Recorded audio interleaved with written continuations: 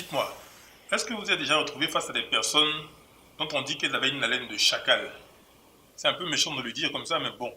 Ou des personnes qui avaient une mauvaise odeur corporelle. Votre premier réflexe est de couper votre respiration, d'arrêter de respirer pendant que vous parlez, et vous avez parfois envie de leur offrir soit des pastilles pour la bouche, ou un chewing-gum, ou même quand vous êtes très méchant de leur offrir un dentifrice, et vous savez qu'il ne sent pas bon de leur offrir un parfum.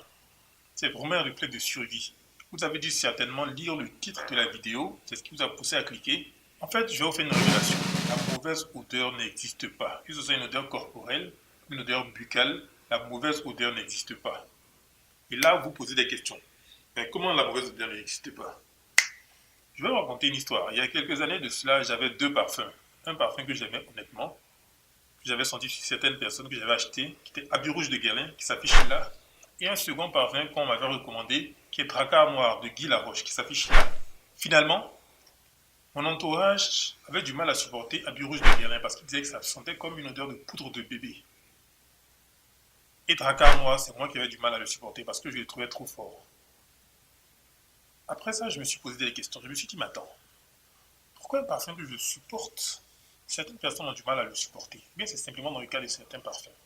Parfois, et je me suis demandé à ce moment-là si les odeurs n'étaient pas subjectives. C'est-à-dire, est-ce que la bonne odeur et la mauvaise odeur n'étaient pas une question de jugement personnel? Est-ce qu'une bonne odeur ou une mauvaise odeur, c'était quelque chose qui faisait l'unanimité? Je vous fais donc cette révélation. En réalité, nous sommes programmés pour reconnaître et identifier les odeurs, et non pour les trouver bonnes ou mauvaises. La mauvaise et la bonne odeur, c'est juste une question subjective, c'est juste une question de jugement.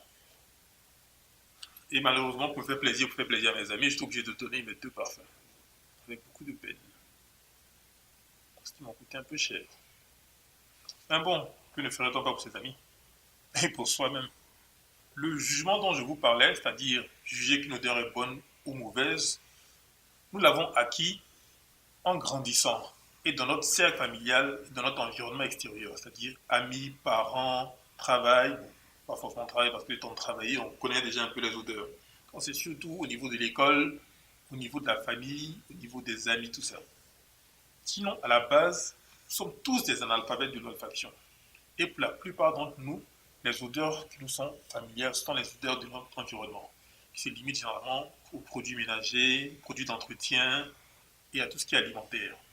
Chaque âge, chaque classe d'âge a son empreinte olfactive et c'est chaque société qui définit en fait les qualités des odeurs, les répartissant en bonne odeur, mauvaise odeur ou même parfois en odeurs qui sont neutres, supportables.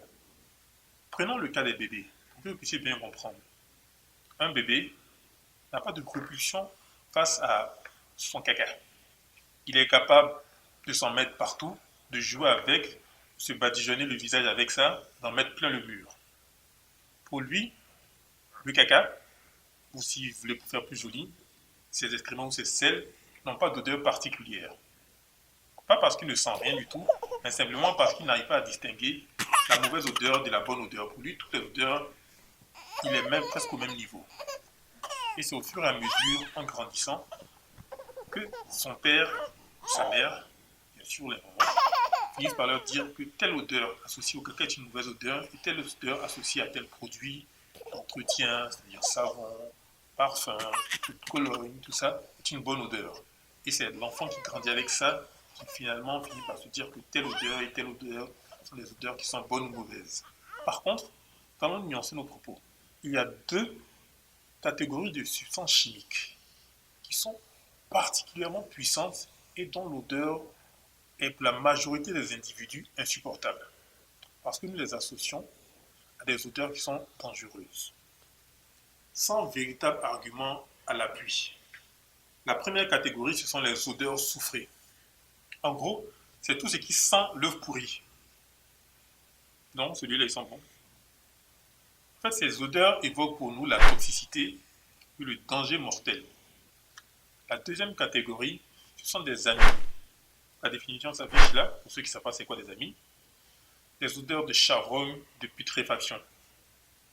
La particularité de ces odeurs, c'est que nous les associons à des cadavres qui pour nous sont des choses effrayantes et répugnantes. Maintenant, vous avez compris qu'il n'y a pas de bonnes et de mauvaises odeurs et c'est fonction de notre classe d'âge et surtout fonction de notre culture qui définit en fait les qualités des odeurs. Avant de partir, juste un conseil pour la route. Prenez soin avant de sortir de chez vous, à moins que vous ne soyez allergique à tout ce qui est parfum ou eau de cologne, d'en mettre un peu sur vous. C'est pas plus mal pour vos amis. Et n'oubliez surtout pas de vous laver les dents. C'est un geste qui est très facile à faire et qui dure 5 minutes maximum. Pensez à vos amis et je suis sûr qu'ils vous diront merci. Sur ce, ciao!